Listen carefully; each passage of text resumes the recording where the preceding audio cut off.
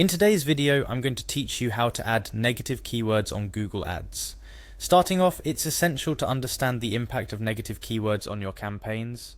They are quite simply the words or phrases you specify that you don't want your ads to show for.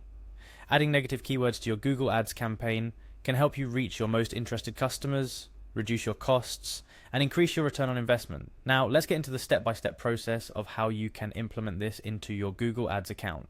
First, you'll need to navigate to the Google Ads overview page. It's your central dashboard where you can access all the key features and areas of your account.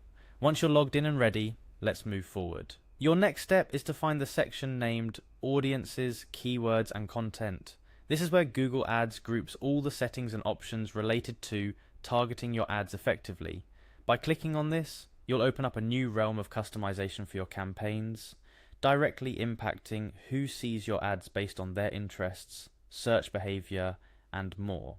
Following that, you'll want to focus specifically on your search keywords. Click on the Search Keywords option.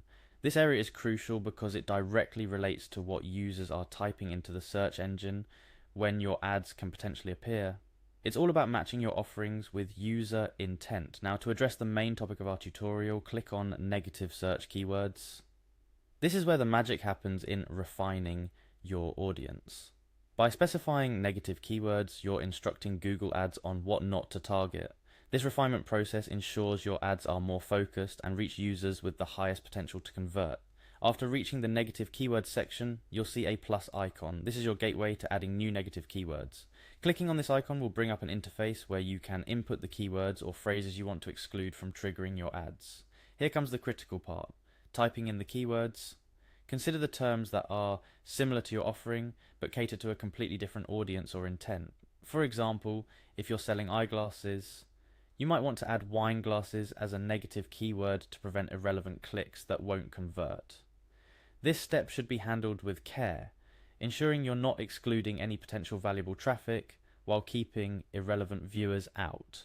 Finally, after you've inputted your desired negative keywords, it's time to save your settings. Click on Save and voila! You've successfully added negative keywords to your Google Ads campaign. This change is a significant step towards optimizing your ad spend and targeting more precisely the audience that matters to your business. Before wrapping up, it's worth noting that consistently revisiting and updating your negative keyword list is as important as setting it up. Over time, you'll gather more insights into which terms are bringing in unwanted traffic, enabling you to refine your list further.